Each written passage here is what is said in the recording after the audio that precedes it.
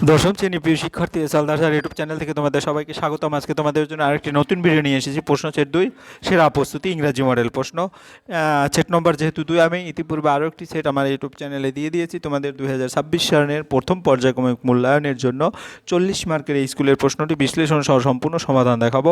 আমি ভিডিওর শুরুতেই বলবো, আসলে এই ভিডিওটি আমি এমনভাবে করেছি যারা অনেক অনেক দুর্বল ইংরাজি তারাও যেন আমার এই ভিডিও দেখে সমস্ত কিছু শিখতে পারে। অর্থাৎ প্রতিটা টপিক্সেরই আমি বাংলা এবং মানে ইংরাজির পাশাপাশি বাংলা মানে বুঝিয়ে দিয়েছি, যাতে কোনো রকমের সমস্যা না হয়।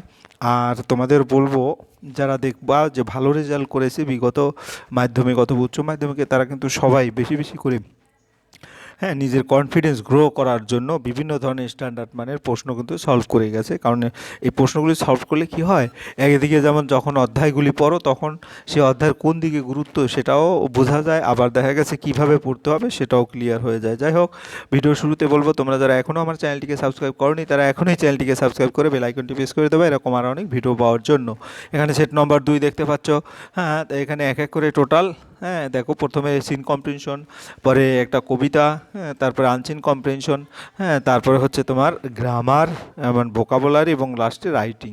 তা আমি একটু বড় করে দেখিয়ে দিচ্ছি যাতে তোমাদের বুঝতে সুবিধা হয়। Section A reading comprehension, read the passage carefully and answer the question that flows. আমি প্রথমেই বলবো লাইন বাই লাইন আমি বাংলা বুঝিয়ে দেবো যাতে তোমরা সুবিধা। কিন্তু তার আগে এখানে যে ইম্পর্ট্যান্ট শব্দ অর্থ সেগুলি: উইম পার্টস, কাঁদে বা অসহায়ভাবে কথা বলে; মর্নিং, মর্নিং অর্থ শোকগ্রস্ত; আপার মোস্ট, সবচেয়ে বেশি বা প্রধান; লস্ট চিলড্রেন, দিশাহারা শিশু; ব্রডকাস্ট, সম্প্রচার; বাপু, মহাত্মা গান্ধী। তো এখন আমরা সরাসরি প্রথমে প্যাসেজটির বাংলা মানে দেখব, line by line. When one is faced with a shock of a loved one's death, one's whimper, what will become of me now that he has left me? যখন কেউ তার প্রিয় মানুষের মৃত্যুর ধাক্কার মুখোমুখি হয় তখন সে অসহায়ভাবে বলে ওঠে, সে আমাকে ছেড়ে চলে যাওয়ার পর এখন আমার কি হবে? This was surely the question uppermost in the mind of the mourning people. এই প্রশ্নটি নিঃসন্দেহে শোকগ্রস্ত মানুষের মনে সবচেয়ে বেশি ঘুরছিল। They looked like lost children, তাদের দেখতে হারিয়ে যাওয়া শিশুদের মতো লাগছিল। It was the question in many of our hearts as we sat still shocked and unbelieving. আমরাও যখন বসেছিলাম তখন হতবাক ও বিশ্বাস করতে না পেরে আমাদের অনেকের মনে সেই একই প্রশ্ন ছিল। We listen to the broadcast telling the people of India that their Bapu was no more. আমরা সেই সম্প্রচার শুনেছিলাম যেখানে ভারতের মানুষকে জানানো হচ্ছিল যে তাদের বাপু আর বেঁচে নেই। এই ছিল তোমার টোটাল যে কম্প্রিহেনশন। এরপর আমরা যদি প্রশ্ন উত্তর দেখি, A write the correct alternative to the complete the following sentence. With the shock of the beloved death one makes fun, তারপর উইভস মেক্স নয়েস নাকি চার্ট। অর্থাৎ এখানে উইভস হবে। কীভাবে উইভস হবে আমি ভালো করে বুঝিয়ে দিচ্ছি। প্রিয় মানুষের মৃত্যু ধাক্কা খেলে মানুষ কী করে? উইভস, কাঁদে, ফুপি ফুপি কাঁদা বা কাঁদা, এই কারণে উইভস হবে উত্তর। তারপরের প্রশ্ন হচ্ছে দি death of Bapu was conveyed to the people of India through the radio. বাপুর মৃত্যুর খবর রেডিওর মাধ্যমে ভারতের জনগণকে জানানো হয়েছিল। তো এখানে অপশনগুলি কী কী ছিল তোমাদের যদি দেখি, এখানে অপশন ছিল রেডিও, টেলিভিশন, মোবাইলস, SMS, তারপরে কন্ডোলেশন লেটার অর্থাৎ রেডিও। তারপর আমরা বি নম্বরের প্রশ্ন দেখব। বি নম্বরে complete the following sentence with information from the text.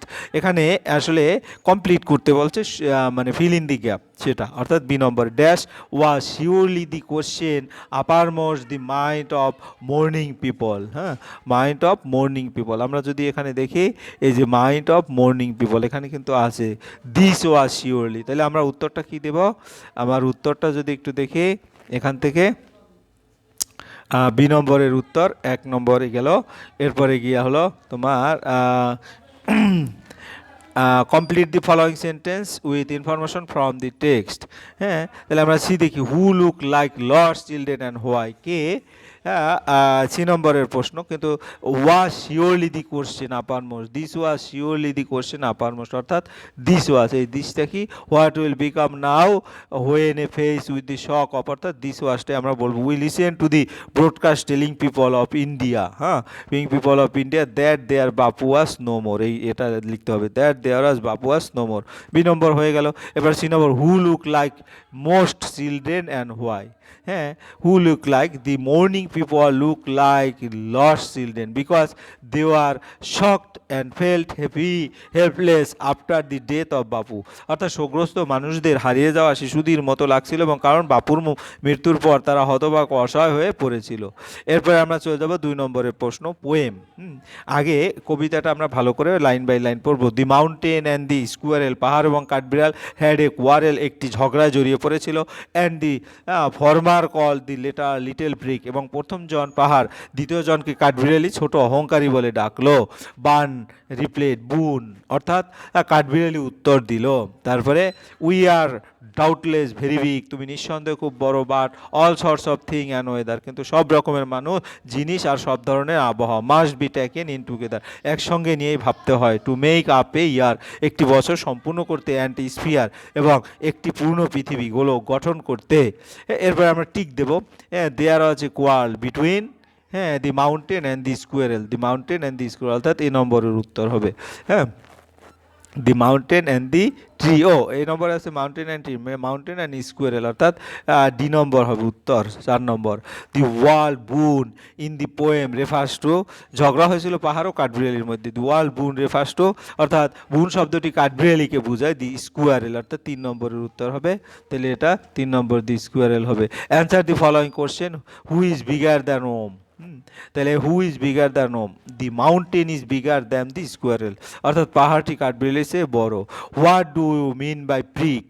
Prick means a proud or arrogant person, অর্থাৎ প্রিক মানে অহংকারী বা দাম্ভিক ব্যক্তি। তাহলে এই দুটোই আমার উত্তর দেওয়া হয়ে গেল। এরপরে রিডিং কম্প্রিহেনশন, যেটা unseen people, Francis has recognised a second miracle attributed to Mother Teresa. হ্যাঁ, আমরা যদি একটু ভালো করে, people Francis has recognise second miracle attributed to Mother Teresa, clearing the path for her elevation to the sainthood. Pope Francis Mother তেরেসার সঙ্গে যুক্ত দ্বিতীয় একটি অলৌকিক ঘটনার স্বীকৃতি দিয়েছেন, যার ফলে তাকে সাধু ঘোষণার পথ পরিষ্কার হয়েছে। তারপরে অ্যালবেনিয়ান নান হু লিভড, হ্যাঁ, most of her life in Kolkata and died in 1997 is expected to be canonised on September 4, 2016। এই আলবেনিয়া সন্ন্যাসী, যিনি তার জীবনের বেশিরভাগ সময় কলকাতায় কাটিয়েছিলেন এবং 1997 সালে মারা যান, তাকে 4 সেপ্টেম্বর 2016 সালে সাধু হিসেবে ঘোষণা করা হবে বলে আশা করা হচ্ছে। This would make it among the fastest elevation to sainthood in the history of the Catholic Church. এর ফলে ক্যাথলিক চার্চের ইতিহাসে একটি সাধু ঘোষণার অন্যতম দ্রুততম ঘটনাগুলোর একটি হবে। এরপরে পরের যে Bangla, Mother Teresa had been beatified in 2003 by Pope John Paul two. 2003 সালে পোপ জন পল দ্বিতীয় মাদার তেরেসাকে ধন্য, বিউটিফাইড ঘোষণা করেছিলেন। The news was greeted with prayer at the Missionaries of Charity MC, হ্যাঁ, the humanitarian organisation that Mother Teresa founded in Kolkata. এই খবরটি Kolkata Mother Teresa প্রতিষ্ঠিত মানব সেবামূলক সংস্থা মিশনারিজ অফ চ্যারিটিতে প্রার্থনার মাধ্যমে গ্রহণ করা হয়। Mother Teresa was born as Agnes Gonxha, হ্যাঁ, মাদার তেরেসা যেখানে Agnes Gonxha Bojaxhiu on August 26, 1910 to Albanian parents in that is now Skopje, তারপরে মেসেডিনিয়া। অর্থাৎ মাদার তেরেসার জন্ম হয়েছিল 26 আগস্ট 1910 সালে, যার জন্মস্থান ছিল অ্যাগনেস গঞ্জা বোজাক্সকিউ। তার বাবা মা ছিলেন আলবেনিয়া এবং তার জন্মস্থান মেসেডিনিয়ার স্কোপজে। হ্যাঁ, তারপরে গিয়ে হলো she arrived in India in 1929 and began her training in Darjeeling and taught at Saint Teresa school. তিনি 1929 সালে ভারতে আসেন এবং হ্যাঁ, দার্জিলিংয়ে প্রশিক্ষণ শুরু করেন এবং সেন্ট তেরেসা স্কুলে পড়াতেন। She took the first religious votes as a nun on May 24, 1931. তিনি 24 মে 1931 সালে সন্ন্যাসিনী হিসেবে প্রথম ধর্মীয় শপথ গ্রহণ করেন। She had initially wanted to be named after Therese de Lisieux, the patron saint of missionaries, but because a nun in the convent had already chosen that name, Agnes opted for Teresa. প্রথমে তিনি মিশনারিদের পৃষ্ঠপোষক সাধু Teresa দা লিসুয়োর নামে নাম রাখতে চেয়েছিলেন, কিন্তু আশ্রমে আরেকজন সন্ন্যাসিনী ইতিমধ্যে সেই নাম নিয়েছিলেন বলে অ্যাগনেস তেরেসা নামটি বেছে নেন। হ্যাঁ, এরপরে আমরা দেখব সরাসরি প্রশ্নের যে উত্তর সেগুলি দেখব। হ্যাঁ, তাহলে সি টুক, আর একটু বাংলা মিনিং আছে, সি টুক হার সোলেম ভোজ on May 14, 1937 while teaching at Loreto Convent School in Entally Kolkata. Kolkata Entally Laurent convent স্কুলে পড়ানোর সময় তিনি 14 মে 1937 সালে চূড়ান্ত ধর্মীয় শপথ গ্রহণ করেন।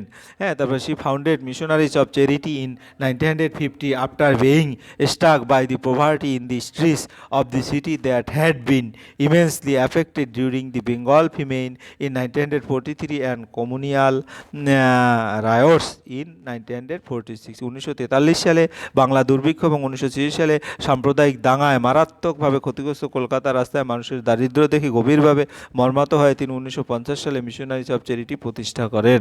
She was awarded the Nobel peace prize in 1979। তিনি 1979 সালে নোবেলের শান্তি পুরস্কার সম্মানিত হন।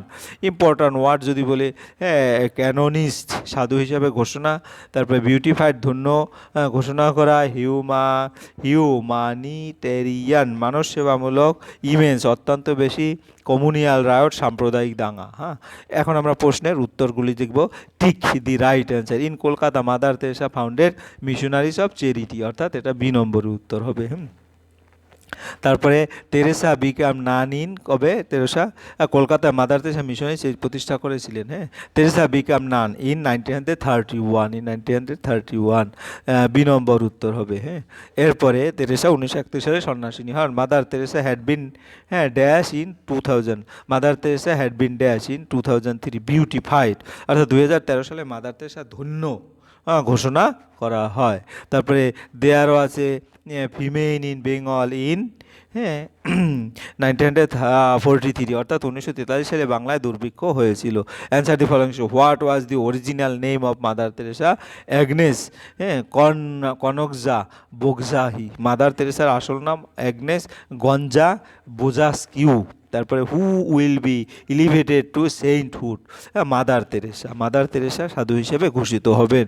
When was Mother Teresa rewarded with the Nobel peace prize? 1979। হ্যাঁ, মাদার তেরেসা 1979 সালে নোবেলের শান্তি পুরস্কার। Where was Teresa born? In Skopje, মেসিডোনিয়ার, স্কোপজে মেসিডোনিয়ার। হ্যাঁ, অর্থাৎ তেরেসার জন্ম হয়েছিল মেসিডোনিয়ার স্কোপজে। এরপর সি নম্বর, why did Teresa found Missionaries of Charity? She founded Missionaries of Charity after being deeply moved by the poverty and suffering of the people in Kolkata. Kolkata দরিদ্র এবং কষ্টে ভোগা মানুষের দুঃখ দেখে গভীরভাবে প্রভাবিত হয়ে তেরেসা মিশনারিজ অফ চ্যারিটি প্রতিষ্ঠা করেন। হ্যাঁ, এরপরে গ্রামার অ্যান্ড ভোকাবুলারি যদি আমরা বলি, do as directed, he was the worst boy on worth. হ্যাঁ, এখানে এটাকে কি করতে বলছে? এটাকে বলছে তোমার পজিটিভ করতে বলছে। No other boy on earth was as bad as he, অর্থাৎ পৃথিবীতে তার মতো এত খারাপ আর কোনো ছেলে ছিল না। The more he thought of Samuel, the more স্বামী grieve for him. Two simple sentence, he thought of Samuel more, তারপরে স্বামী গ্রিভ ফর হিম মোর। এরপরে 3 number, he put it in an envelope and sealed it. Complex sentence. After he put it in an envelope, he sealed it. I have a headache. Negative. I do not have no headache. তারপর I am not free from headache. উত্তর হবে I am not free from headache. তারপর it was impossible to move in the thick crowd using noun form. It was impossible to move in the thickness of the crowd. তারপরে Gandhi is a great leader, he is also known as the father of the nation. Simple sentence. Gandhi is a great leader known as the father of the nation এটা। এরপর ভোকাবুলারির প্রশ্ন, officially stated by the Pope that somebody is now a saint. হ্যাঁ, এটা এক কথায় আমরা বলতে পারি ক্যানোনিস্ট, অর্থাৎ পোপ কর্তৃক কাউকে সাধু ঘোষণা করা। এরপরে এক্সট্রিমলি অর হাইলি, এটা ইমেন্স, অর্থাৎ ইমেন্স এক্সট্রিমলি। আমরা 5 নম্বরের যে প্রশ্নটা সেটা কিন্তু এরকম যে যে কথাটা বলা আছে সেই অর্থ তোমার প্যাসেজ নম্বর 3 থেকে খুঁজে নিয়ে লিখতে বলবে। হ্যাঁ, ইমেন্সলি মানে অত্যন্ত খুশি, আবার এক্সট্রিমলি অর হাইলি অত্যন্ত খুশি। Writing letter to the editor within 100 word to the editor and English daily Kolkata. তারপর sir, I use to draw attention to the serious disturbance caused by the indiscriminate use of loudspeaker, loud noise affected students, patient and elderly people. It's also disturb peace and cause health problem. Strict rules should be enforced to control noise pollution. Yours sincerely, যার যার নাম লিখবে। আমি এখন বাংলা মানে সহ 2 হচ্ছে প্রতি দি এডিটর সম্পাদক মহাশয়, অ্যান্ড ইংলিশ ডেইলি একটি ইংরেজি দৈনিক পত্রিকা কলকাতা। হ্যাঁ স্যার মহাশয়, I was to draw attention to the serious disturbance caused by the indiscriminate use of loudspeaker নির্বিচারে ব্যবহারের ফলে যে গুরুতর অসুবিধা সৃষ্টি হচ্ছে সে বিষয়ে আপনার দৃষ্টি আকর্ষণ করতে চাই। Loud noise effect student, patients and elderly people, অতিরিক্ত শব্দ ছাত্রছাত্রী, রোগী এবং বয়স্ক মানুষদের ক্ষতি করে। It also disturbs peace and causes health problem, এটি শান্তি নষ্ট করে এবং নানা ধরনের স্বাস্থ্য সমস্যার সৃষ্টি করে। Strict rule should be enforce to control noise pollution, শব্দ দূষণ নিয়ন্ত্রণের জন্য কঠোর নিয়ম প্রয়োগ করা উচিত। ইয়োর সিনসিয়ারলি, আপনার বিশ্বস্ত, যার যার নাম লিখবে। এই ছিল তোমার সামগ্রিক যে প্রশ্ন এবং তার উত্তর। আশা করি ভিডিওটি যদি মনোযোগ সহকারে দেখো তোমরা পূর্ণাঙ্গ একটি প্রশ্ন এবং তার সলিউশনটা আমি দিয়ে দিলাম। এরকম একাধিক সলিউশন তোমরা পাবে। পরে বলবো, ভিডিওটি দেখার জন্য অসংখ্য ধন্যবাদ। ভিডিওটি ভালো লাগলে লাইক কমেন্ট শেয়ার করতে ভুলবে না। আজ এই পর্যন্তই, ধন্যবাদ সবাইকে।